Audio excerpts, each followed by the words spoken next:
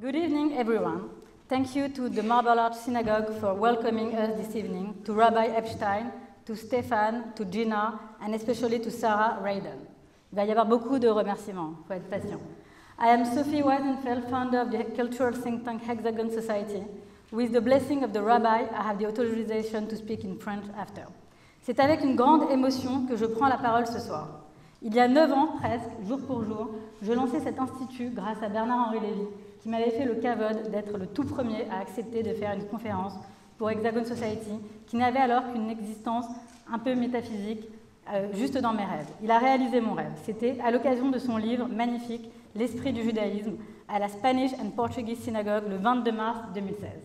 Je lançais cette nouvelle aventure intellectuelle grâce à notamment Freddy Salem, que j'aperçois dans la salle et qui a été d'un soutien immense.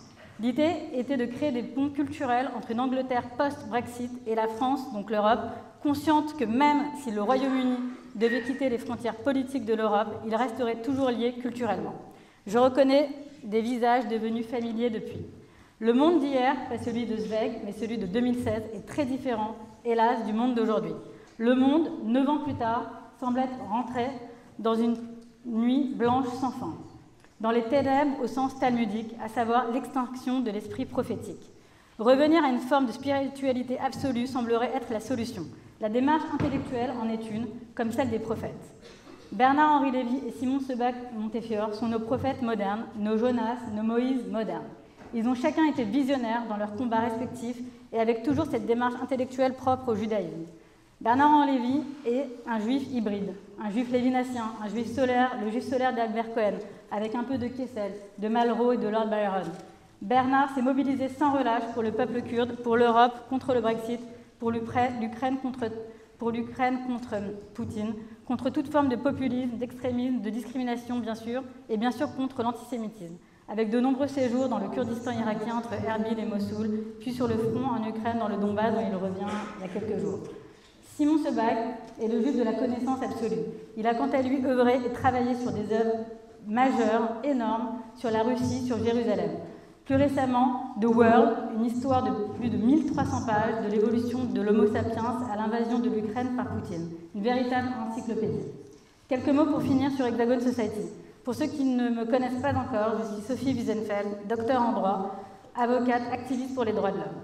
Hexagon Society est née de cette certitude, de cette conviction que la culture est un vecteur de paix, une arme diplomatique. Depuis la création en mars 2016, nous avons fait la promotion et la production d'événements culturels altruistes et engagés. Nous nous sommes mobilisés sur des sujets comme la cause kurde, la guerre en Ukraine, le droit des femmes en Iran, la montée de l'antisémitisme et récemment, depuis le 7 octobre, la lutte contre la radicalisation dans les universités avec des partenariats avec le King's College de Londres et en discussion avec la London School of Economics.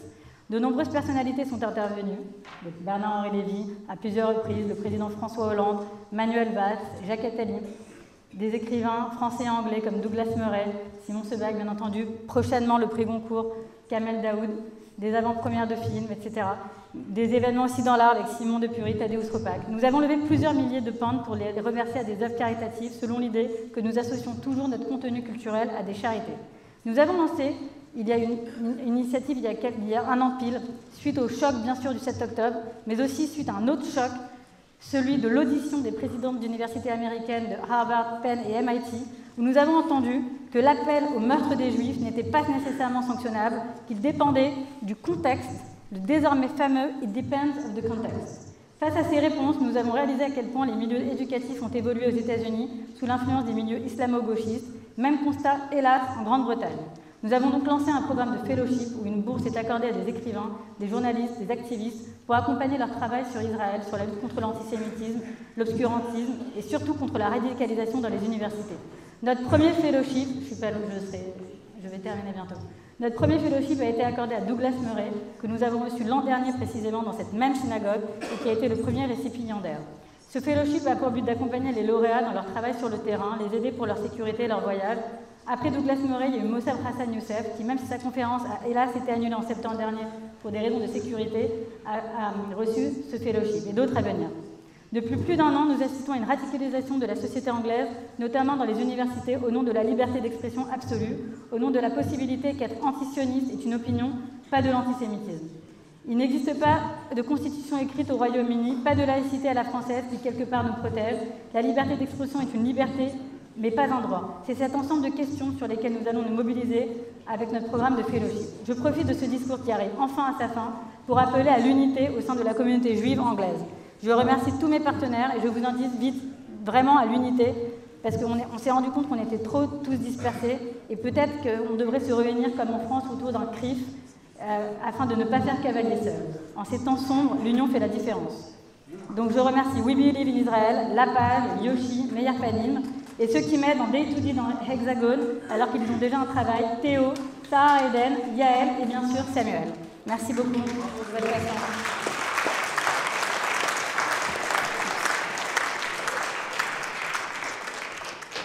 Thank you very much. Just to say, we're delighted to be here. I'm delighted to be here. Lovely to, we've known of each other for a very, very long time, so it's lovely to meet for the first time just here in this beautiful synagogue. So thank you very much for having us. There's a lot to talk about. We are living in a world of utter turbulence. So many things have happened even today. Putin and Trump have been talking. The war has started again in Gaza. So we're going to discuss many things, and we've got 1 hour to do it. So let us begin. But with all this excitement, I must say that I will certainly not be able to sleep tonight. So let's begin with the book, Nuit Blanche, which is about insomnia. We are both, I think, fellow insomniacs. Tell me what it is like to be an insomniac, and tell me what happens when you see the lights come on in the Élysée Palace in the middle of the night. That's two different questions. About the second one, yes, I can observe the light on, the light off in the office of my neighbor. It is generally the best time to have sort of exchange. But I cannot say more than what I say in the book.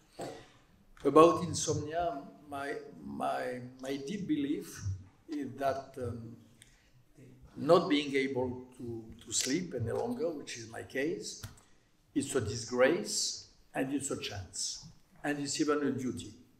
My conviction in this book is that it is the three things. A disgrace for sure,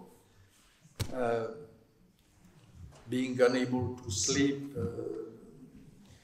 creates very strange ghostly feelings, very terrible experiences and so on. But I think that it is also a chance because you can work and write and so on. And I really believe that in a time of chaos, of even collapse, the one we are facing, it is a sort of duty, not to sleep. Insomnia is a metaphor of vigilance, of duty for all of us, those who speak loudly, those who speak silently, those duty of being there, duty of bearing witness, duty of not disconnecting from the world. And I think really that in these times which we are facing with so many events, as you just said. Who, in that role as a sort of sentinel, as a custodian of morality, who are your heroes? I mean, Émile Zola, I guess, with J'accuse, is the inventor of the modern public intellectual or literary sentinel, moral custodian. Who are your heroes in your writing? No, the first sentinels who don't accept to sleep when they see the world in which they live are the prophets of the Torah. They are real insomniac. Jeremiah, Isaiah, Jonah, Ezekiel, they don't sleep. They really believe that if you want to be really here for the other, if you want to be open to his suffering, if you have not to close your eyes, this idea that there is a duty of not closing the eyes, that there is a sin of being blind, that being blind is a sin. This is the old idea of the oldest intellectuals who are the prophets. They really don't sleep. Since we were talking a little earlier about your neighbor in the Élysée, we're going to jump around here. I make no apology for that, but just to jump back to that, Macron has suddenly, I think we all agree that Macron has suddenly exercised or displayed a sort of a great statesmanship in the last few weeks, particularly, and you were old friends with him, I think. You've known every French president since Giscard in the 70s. We now have Macron, who's suddenly become a sort of titanic figure in Europe, I think, and I think he's going to provide amazing leadership. Which of the presidents you've known, who do you most admire? And then let's get on to Macron and the moment we are in at the moment, if we may. I would not say friend. I'm not friend with Macron. I would not dare to say that, and in fact I am not. And I've not been friend with any of the presidents which I knew. More important than being a friend, I think that, again, we have, all citizens, the right and the duty to address our president. And when you have the chance to live in the country of Émile Zola, there is a right of interpellation, a right of addressing. So this is what I do with, since my first meeting with the president, which was nearly 50 years ago with Giscard d'Estaing. When I have the chance to meet them, it is on duty, not for friendship. First of all, about Macron, you are right. One of the properties of the historical moments, the moments where really the world is like a huge earthquake, is that it reveals the characters. Historical moment reveal the weak characters and reveal the strong characters. And sometimes people whom you believed to be weak appear to be strong. In Ukraine, for example, President Zelensky and the Ukrainian people in general, whom everybody believed to be just a comedian, and not such a good one.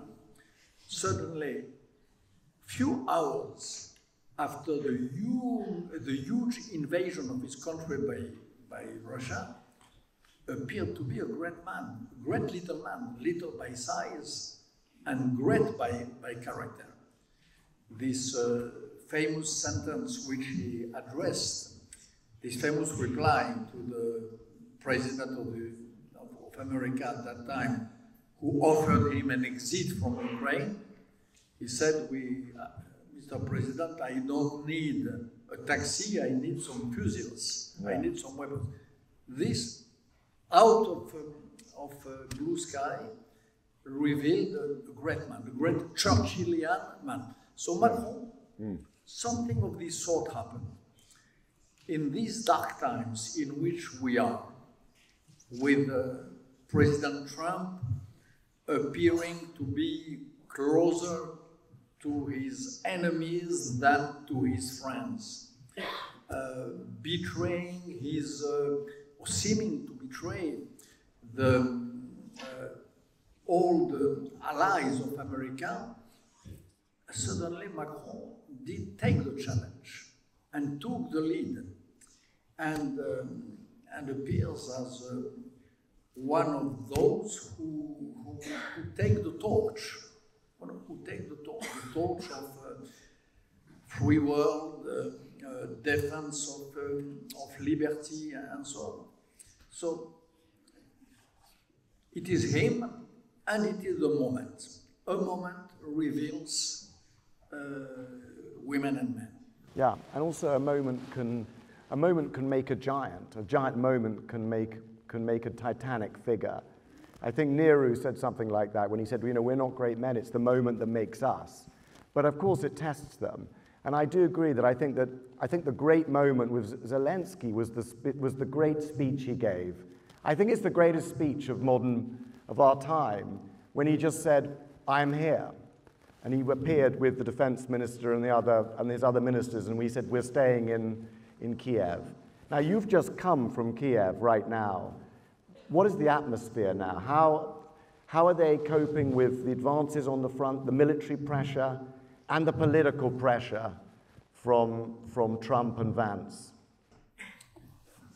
Yeah, the fact is that when Trump received Zelensky in the Oval Office, when they had this so disgraceful conversation, when Trump tried to humiliate Zelensky, I saw the moment on screen, live, with Ukrainian soldiers in Pokrovsk, which is on the very most advanced point on the front line, Pokrovsk in Donbass.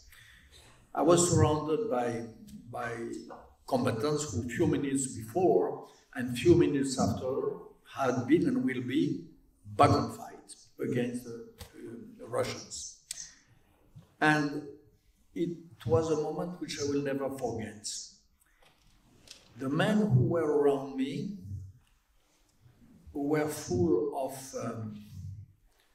astonishment, sorrow, and pride. Astonishment because they were mesmerized by what they saw. America, who has always been, most of the time, which is supposed to be the fatherland of liberty, suddenly treating that way one of the Churchillian figures of our time. It was more than a surprise. It was really mesmerizing for them. Sorrow. I saw these men crying, their eyes full of tears, because they love America. They have the feeling to defend, to be the best advocates of the Western creed and of the American creed. So to experience this betrayal, this abandonment was for them a source of huge sadness. They were sad. And I was with them since 2 days in very difficult conditions, in the cold, in the snow, and under fire. They were more brutalized and more sad seeing these images than being on front line a few hours before. And number 3, what did happen immediately was pride. They were proud to see their president facing the assault, behaving so well, not losing his temper, replying with wisdom and cold blood and toughness, firmness to this assault of the vice president, the American president. And this was the third image which I collected, this great moment of patriotic pride. And they were probably as proud of their president as they were 3 years ago when they saw him, as you well said, in the streets of Kiev, surrounded by his ministers and commanders, under shelling, with attempts of assassination which were already programmed and on the way.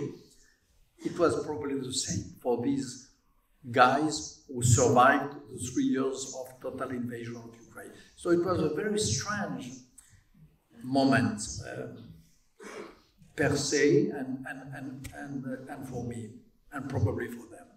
I mean, you've been to many extraordinary places, you've seen many people.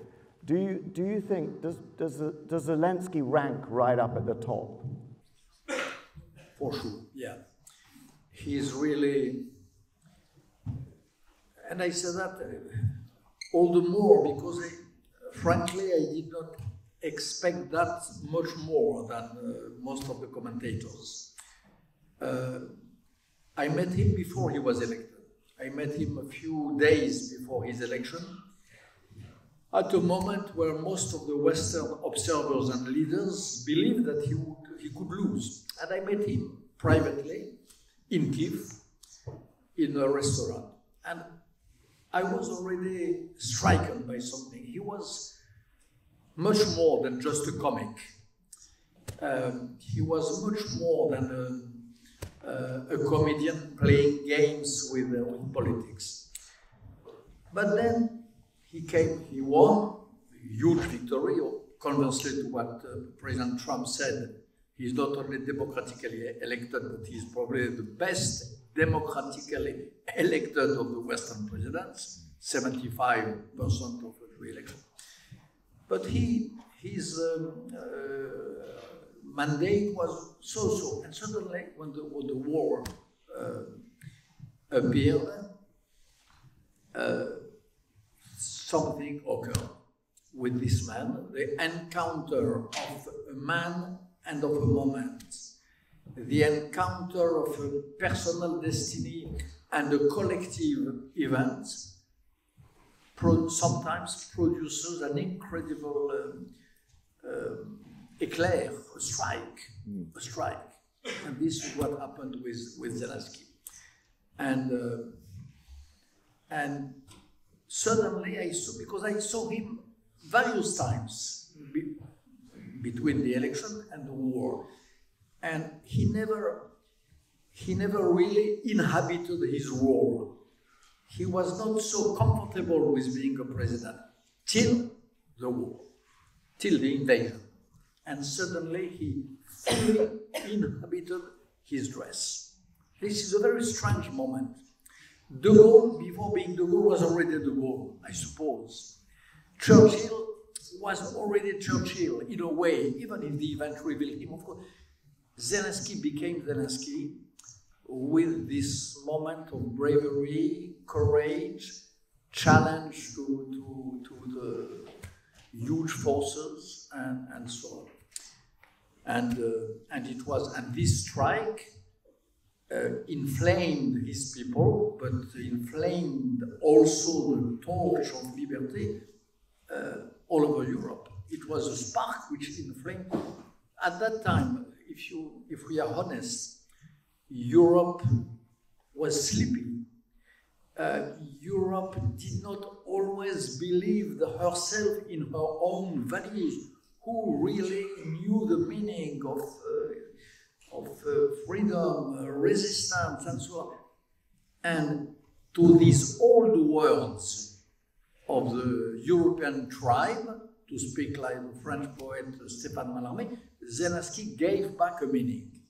He gave back a meaning to the old words of the tribe. We forgot, he reminded. And do you think in an ironic way, perhaps with the law of unintended consequences, Donald Trump is also, in a way, in a very strange way, doing Europe a great favor in finding ourselves, in teaching us to defend ourselves, in teaching us to appreciate our freedom and our culture, and the importance of defending what we think is important? Again, both the Trump moment reveals everyone's character. he reveals in some of the European leaders' weakness, cowardice, appeasement, and this moment reveals in others, sometimes unexpected, greatness and bravery. We will see the two, and in the coming weeks, we will see the two face to face. Those who lack character and those who reveal their character. And it will be a sort of paradoxical product of the Trump event, yes, for sure. Trump is an event. Invasion of Ukraine is an event. October 7 is an event with a capital E. It's not frequent, but we have in these last years, a series of events with capital E, which is not so frequent in the history of mankind. Generally, we have one event every, I don't know, half century or decade maybe. But this repetition of big events, mesmerizing the world and creating this process of revealing a character, this is the characteristic of this moment. But Trump, to talk about Trump, he's such a sort of fascinating character.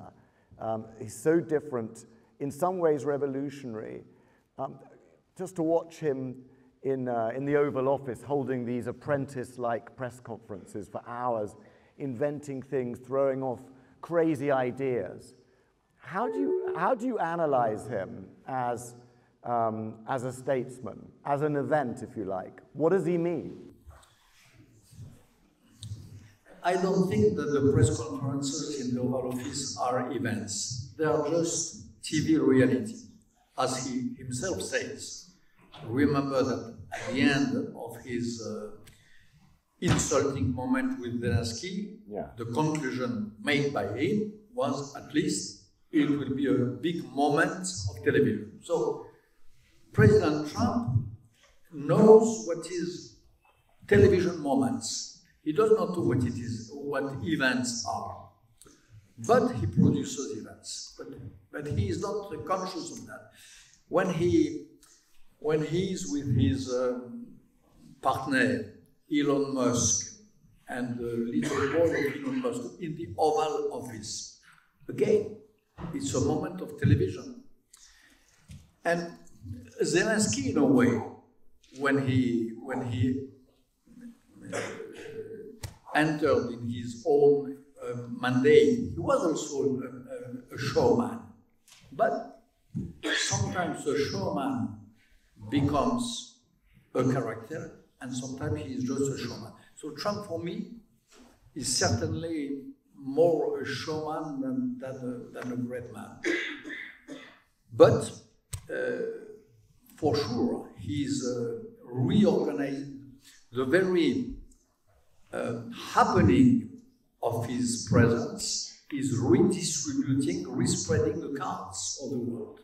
And when he said to Zelensky, "You don't have the cards," this was what he meant. He was giving, he was in fact giving, distributing the cards. That's true everywhere. And in the deal making between Putin and Trump that we're seeing today in their conversation and already before, this contains matters of war and peace, but also a lot of business. That's why I tell you that I don't believe one second that we can have with the President of America the same sort of surprise which we have with the President of Ukraine, President of France today, even Prime Minister of Israel, who is not my friend, but who revealed, who appeared to be a real chief of war. These sort of things will not happen with Trump because he is doing business, not history. Today, there was this telephone conference between him and Putin. I'm pretty sure that most of the conversation was about business. And not business in Ukraine, as the press says, but I suspect and I even believe that the hidden part of the plan concerns Russia. This is the real deals which are on process between Putin and Trump. So making deals is not making history.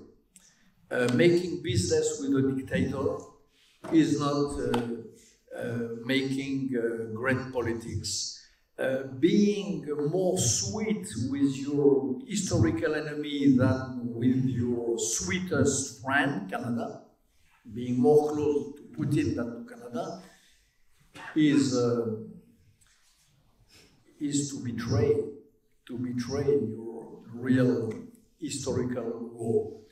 And I feel that this is Mr. Donald Trump today.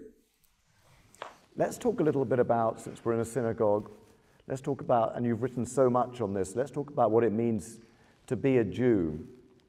And one of the great challenges I think we all face is that to be a Jew in 2025 and to know how to live as a Jew in 2025 is different from knowing how to live as a Jew in 2022.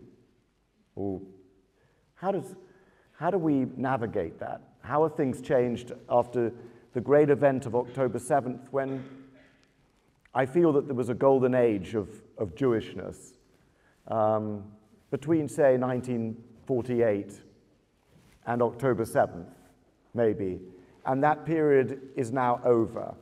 But how do we live in this period?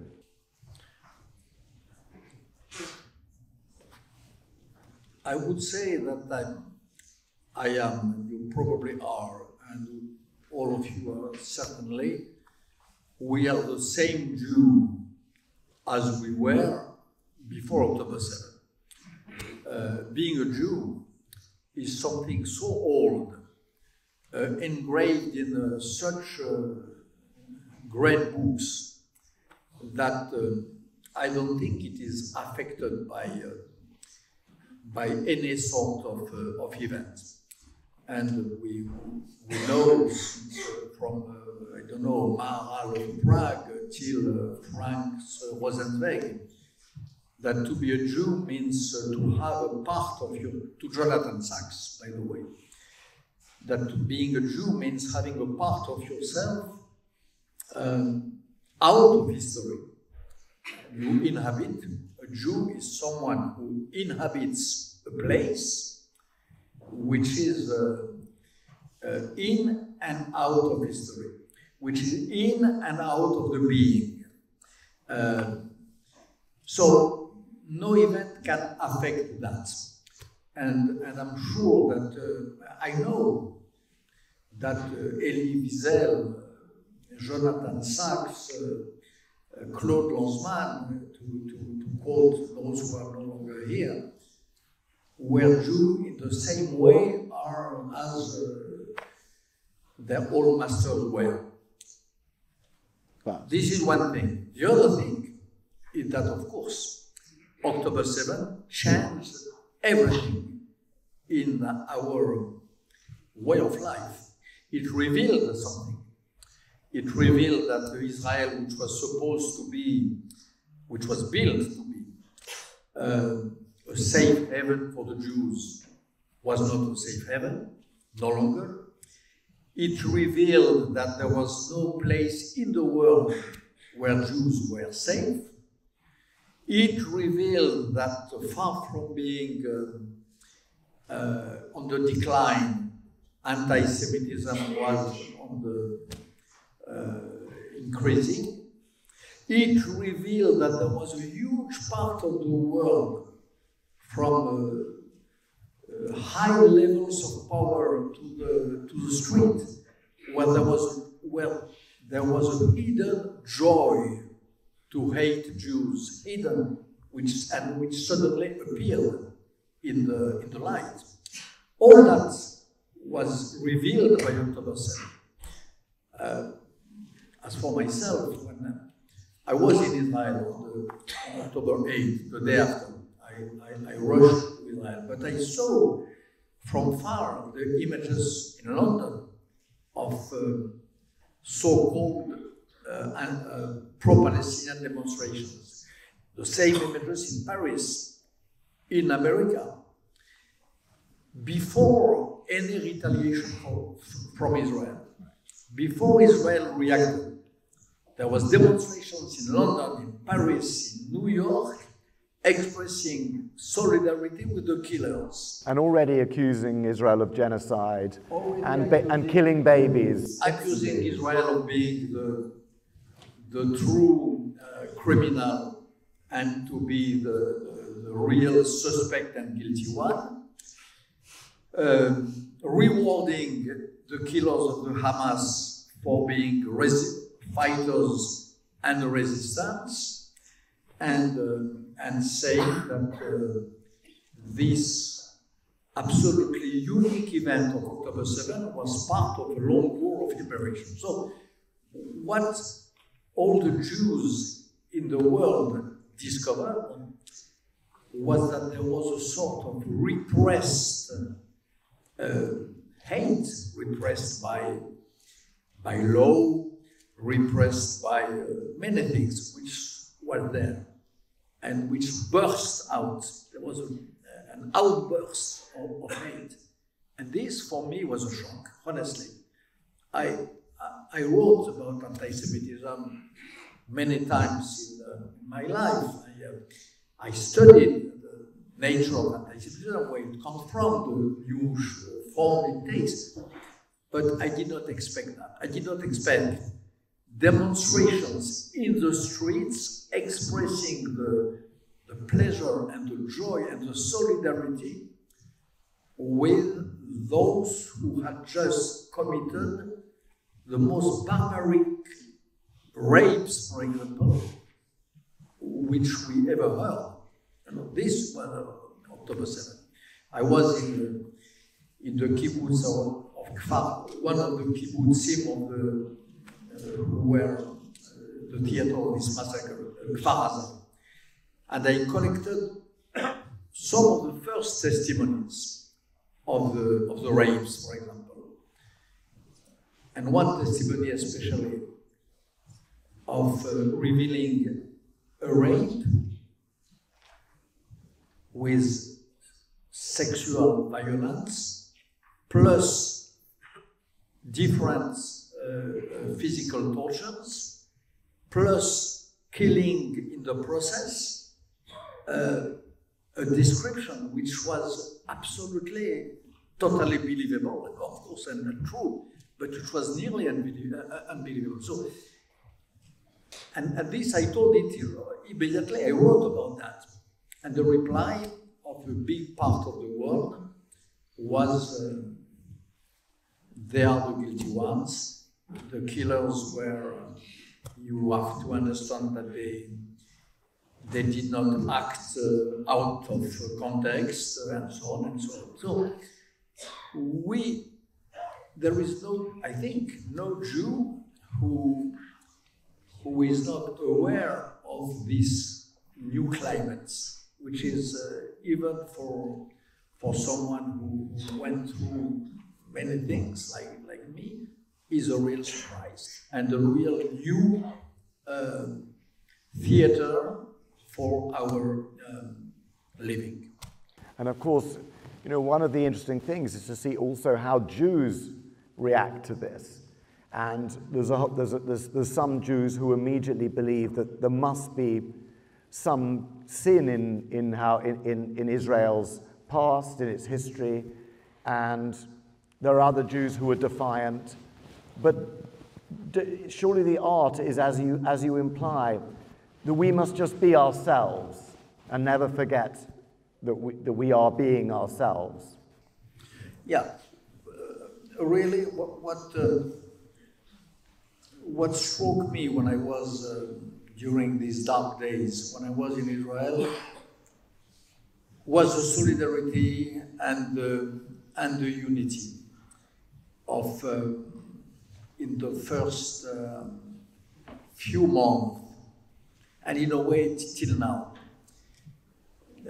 In Israel, you have, of course, debates. You have debate today for example, at this very moment, about the opportunity of or not to strike Gaza again and so on. But on the targets of the war, on the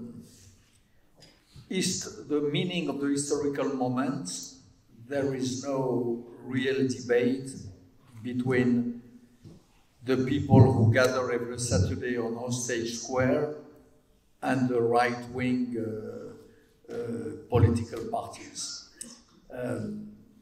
I really believe that. I spoke on Hostage Square a few months ago.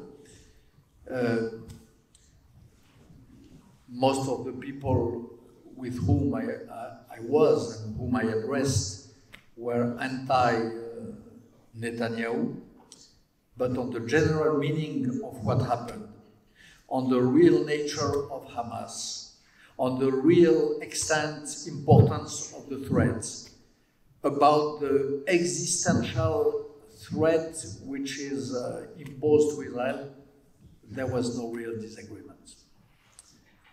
No real discussion. I guess there are two things I want to ask about Israel and Jewishness. When 10 million Jews, 9 million Jews live in Israel, which is essentially half the world's Jewish population now, is there any real difference between anti-Semitism and anti-Zionism?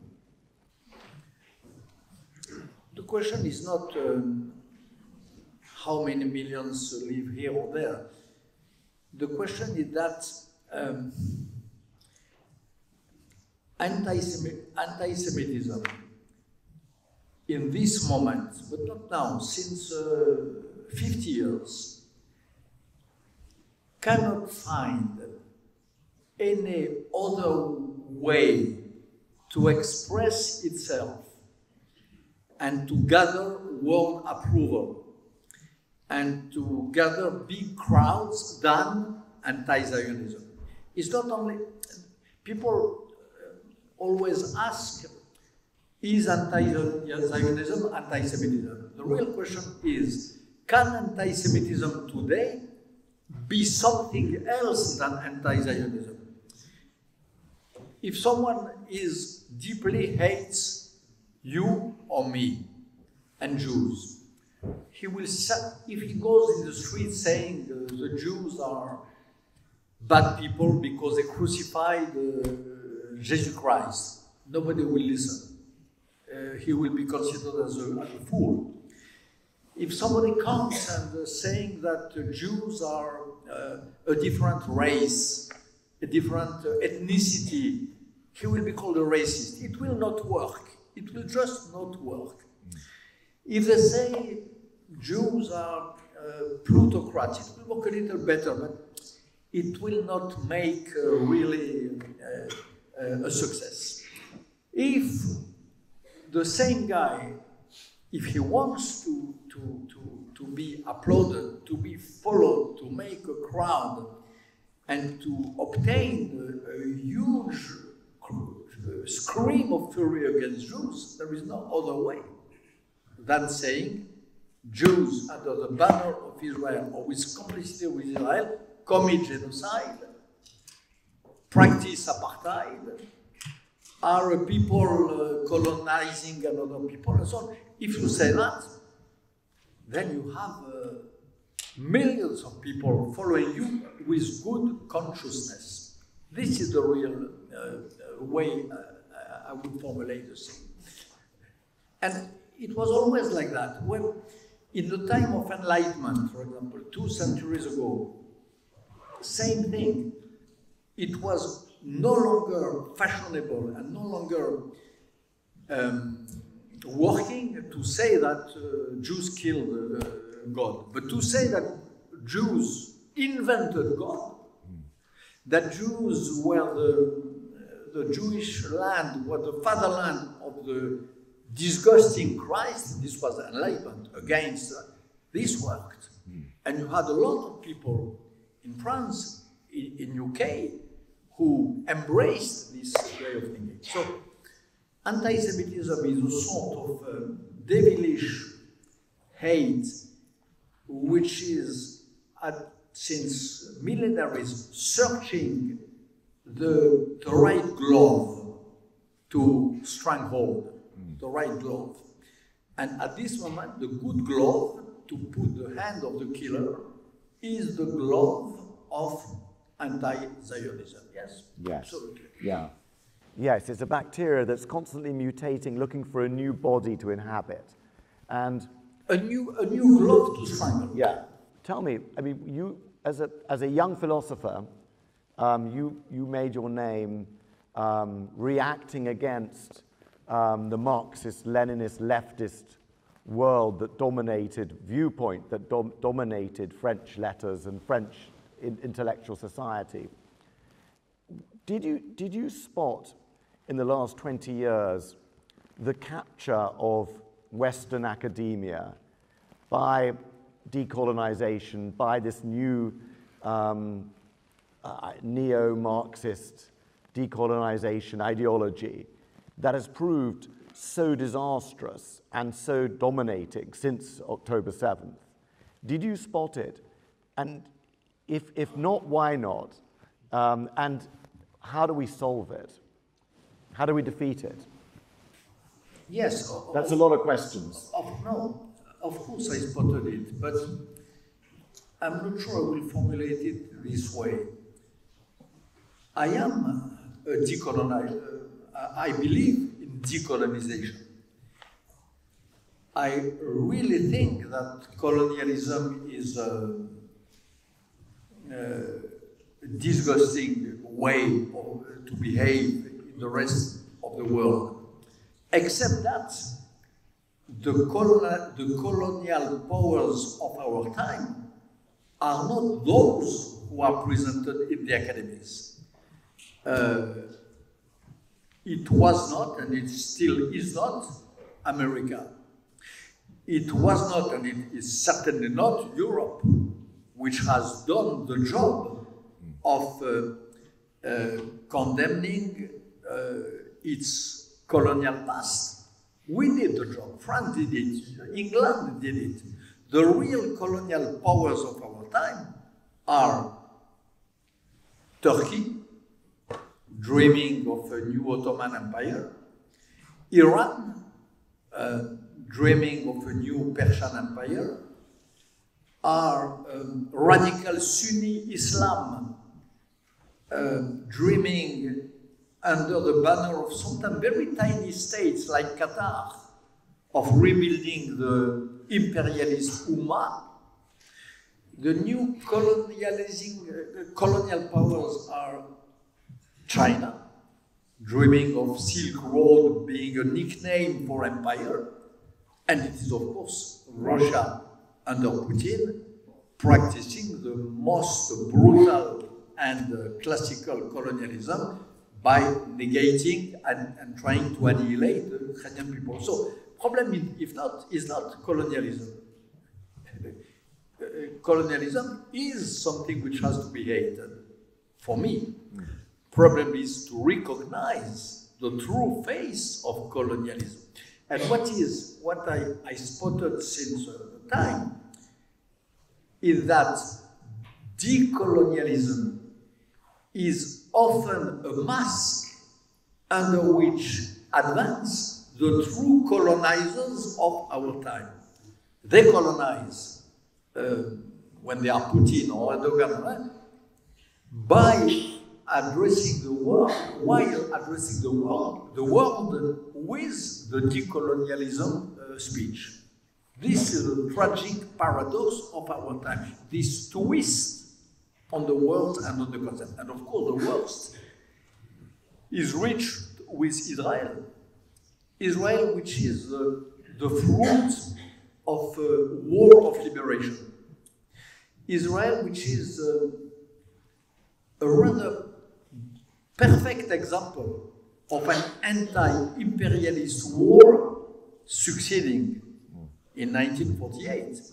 It was a war of independence of a free nation against the declining empire of the time, which was the British, and against the attempt of being an empire which just failed with Germany.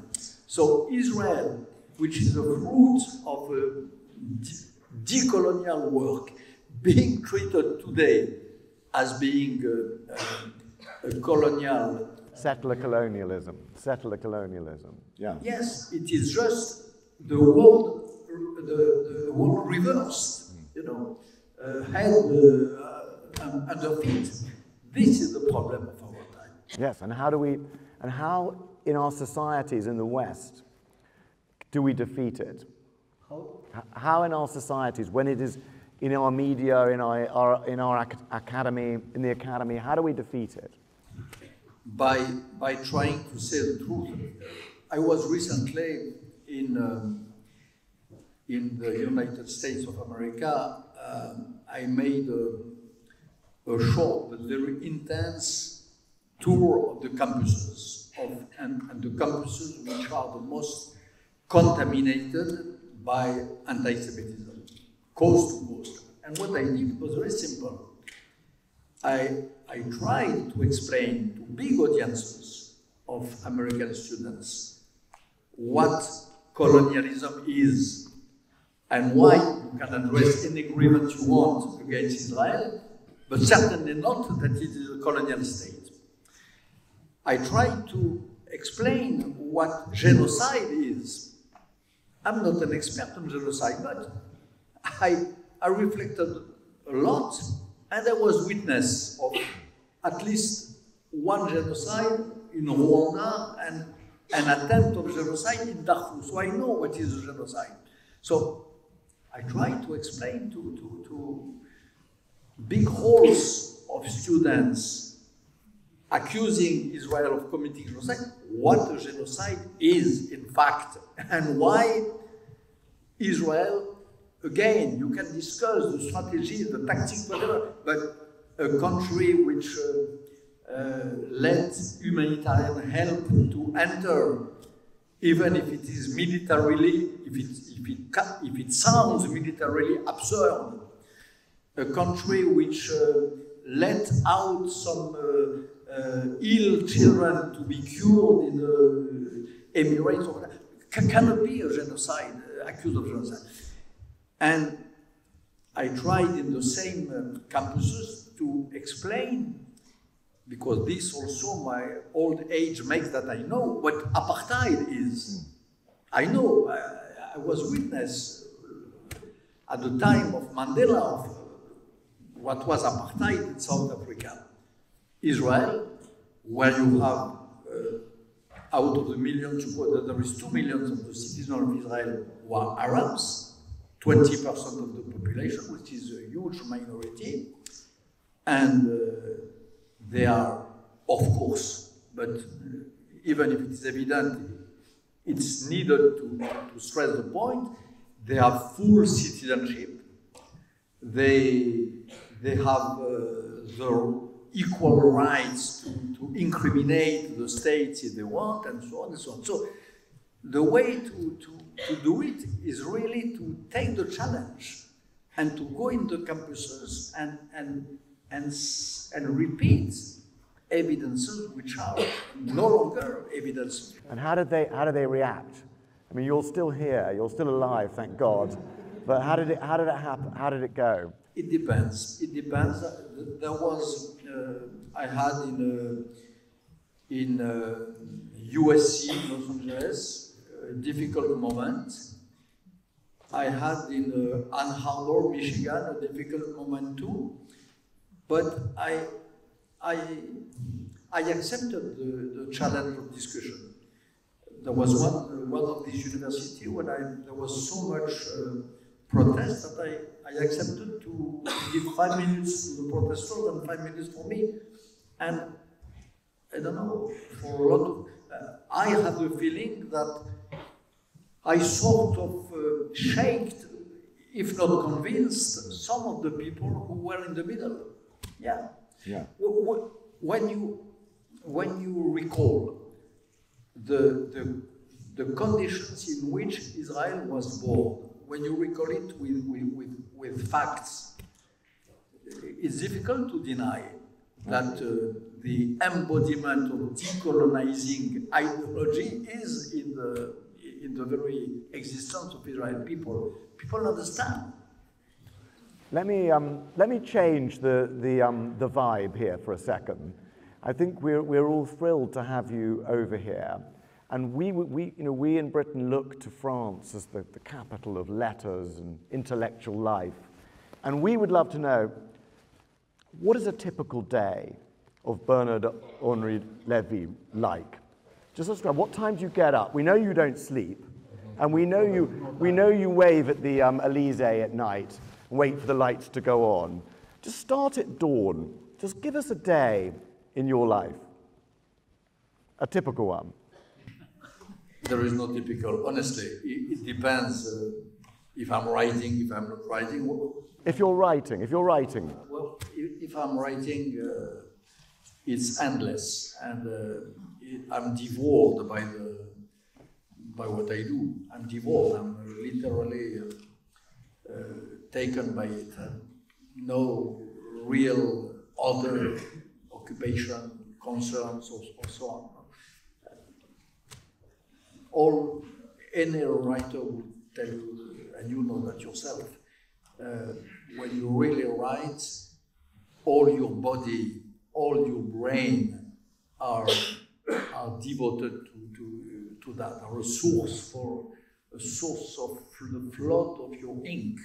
How many hours can you, 12 hours, can you? I don't know. One of the peculiarity of the moments of the life of a writer is that time, you literally don't see time. I know that for ordinary example, if you make some water boil at night at 3 o'clock in the morning because you want to make an egg, for example, you think 3 minutes have passed, you go to your kitchen and you saw everything is burnt, you know. You don't see the time, so you don't even know. I cannot calibrate, I cannot calculate, I can't reply. And are you in do you have a special study, or do you have many places? Can you write anywhere? I can write anywhere. I can write walking, and I even write swimming. To be honest. One of my best ways to write is to have a little system of machinery which makes me build my sentences while swimming and to drop them in the machine in a swimming pool when I arrive. So subterranean writing and recording. And record, yeah. And honestly, when you are in this moment where your body no longer exists in the water, as you know, the body is very light physically. Then the spirit is nearly detached, nearly untightened from the body, and it works in an incredible speed. And then you have some pearls of your sort of pearls, I don't know who come. So I can work in any conditions when I'm writing. Yeah, and one thing that fascinates me about you is that in your career you've flown off to Bangladesh, to Kurdistan, to Ukraine, to Libya, to Israel. So how do these trips happen? Is there a moment when you just go, I've just got to go there, I've got to fight this fight? Who do you phone? Who organizes it? How does it happen that you go on these amazing trips? It depends. Israel, for example, let's speak of one of the last of these moments, October 7. I heard the news, as I am not a very good Shabbat follower. Saturday morning at 8 o'clock in the morning, I saw the news. 10 minutes after, I was looking for a way to fly to Israel. It took me 24 hours. I was like a madman. I really thought that there was no other place in the world where I should be at this moment than in in Sderot, the south of Israel, and I made it. The day after, I found a way to fly to Israel. It was for me an emergency, a necessity, a duty, and an evidence. So this is for October 7th. 3 weeks ago, before the Oval Office story, I'm in regular contact with President Zelensky, and again, I knew, I suspected, I felt that something wrong was going on, and I offered, it was like, for me, an evidence for President Zelensky to meet him, to meet. And we met the day before he did fly to Washington. I said that, I recount the story in a recent Wall Street Journal article, a report. I saw him a few hours before. It was the moment where he was still hesitating between going and not going. We spoke of that. He decided finally to go, but with a feeling of great embarrassment.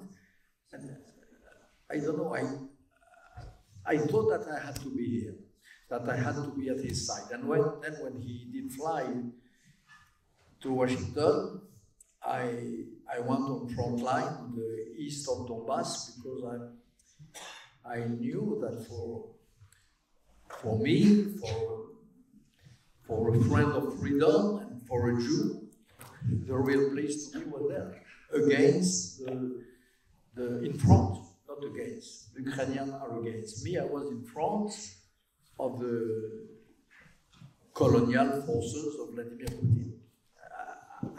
I had the evident feeling, a disgusting feeling, that really the fate of Europe was at stake on this border of Ukraine. I feel it since 3 years, since the beginning of the war, and 3 weeks ago, suddenly it struck me, something huge is going to happen. And I went there and I made this story for the Wall Street Journal, which you can find online easily. So it's not a calculation, it's a sort of immediate inner evidence. And then the way to make it is accessible. Is not a problem. During the time of the COVID, for example, during the time 4 years ago, 5 years ago, when this craziness happened, this lockout, this blockade of everything because of the COVID, it was an evidence for me suddenly that in spite of the difficulty to fly and to travel, and even because of the impossibility to do, I knew that there were some places of the world where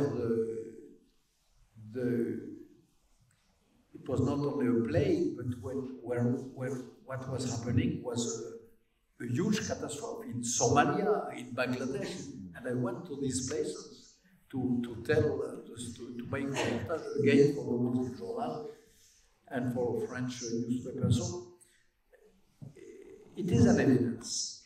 I remember to have taken the decision to go in Mogadishu, in Somalia, where very few reporters went in the last years, in the middle of the COVID crisis, because I got a phone call from a friend in Somalia who told me that the whole country was going to die because of this stupid lockdown of the world economy. Before that, a few months before, I was in New York and I met an old friend from Nigeria, Lagos, who told me about and who gave me evidence, proofs of the large scale of massacre of Christians by radical Islamists. He didn't show me, he came to see me, we spent an afternoon, and he did show me evidences of a possible genocide of Christians by the Nigerian wing of Al-Qaeda, which is named Boko Haram, and that the world was silent. Huge scale massacre, nobody taking care. I made a film out of that. The film is called The Will to See. It is available online. And I exactly show in the film how it happened. It is my diary. I see this man, I see the evidences, and for me the last evidence is that I have to go, and I go. And I go, I come very close to these Boko Haram people, and I bring back a story, and I help organizing, because the first mandate of Donald Trump, the first Donald Trump being in office, and I contribute, I think, to organize a meeting between, what was the name of the foreign affairs advisor of Trump? Anyway, in White House. Yeah, who was it? Not Bolton, but the other one. Pompeo. Oh, Pompeo. I helped organizing a meeting between Mike Pompeo and a delegate of Christian friends in Nigeria. And for me, it was like a thunderstorm for my head. I had to do that. That's it. And then I find the means. I so admire your life of adventure. And I think this is the last question, by the way. And I think you have been and are a great champion of freedom, but also someone who is a great champion of Jewishness and how to live as a Jew. And I look back at I wonder if as you look back at your childhood, you were born in Algeria, like me, you're Sephardic, and then you grew up as a little boy in France, in Paris maybe. Are you what you expected you would be? And are you the man you wanted to be? What did you want to be as a little boy? No, I'm probably not the man I expected. I tell in my last book, in the White Night, Nuit Blanche, I tell how when I was a little boy, my secret play, my secret game in the garden of my parents was to celebrate my own funerals. I made a speech of my funeral. I said that, I recount that in the book. I was 6 or 7 years old, 8 maybe, and I wrote a speech for funeral. And sometimes, I don't know, sometimes I was a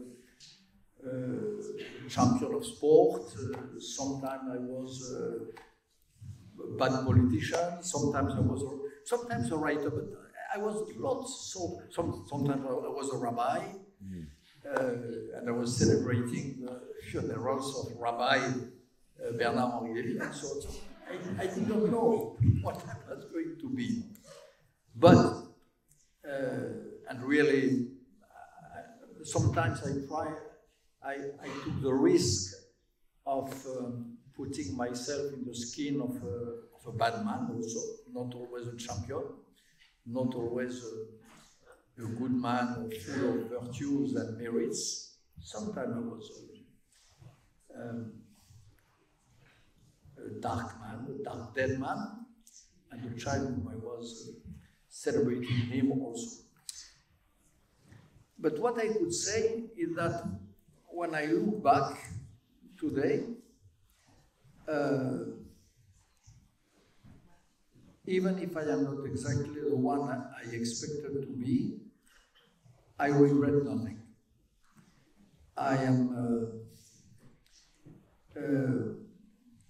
I match with myself. If I have regrets, it is not to have always done as much as I should have done. Is sometimes not to have been persistent enough But consistent, I think I was. Persistent, nobody is enough. When I leave Nigeria, when I know that I will be back in my Parisian home and that those people will remain in the darkness, of course, for me, it's a remorse.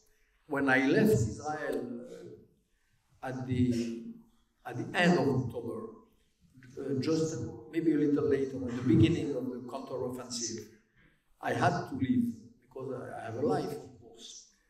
I really was not proud of myself. I would have liked to stay more, to be young enough, maybe also to engage myself physically. So, persistent enough? No, never. Because you have to have hundreds of lives to be persistent enough. But consistent, having the feeling to have done what I had to do, yes, I have this feeling. And there is no engagement which I made, no commitments in which I risked myself, which I regret today. I was not, I have never been one of those anti-Israeli leftists, even when I was an extreme leftist. I knew, for example, that the red line was the faithfulness to Israel. I have never been one of those right-wing racists. I have always known that for example, that the battle for enlightened Islam, that the internal battle inside Islam between the radical and the moderate was essential, and that as a man, as a French, and as a Jew, I had to be part of it and to take side in this battle between the Islam of darkness and the Islam of enlightenment. It is not just a matter of them, it's a matter of all of us. So, I have the feeling to have done more or less what had to be done at every moment of my long life, and I hope that enough time remains to continue in the same way. I hope so too. Bernard-Henri, thank you so much. Lovely to have you.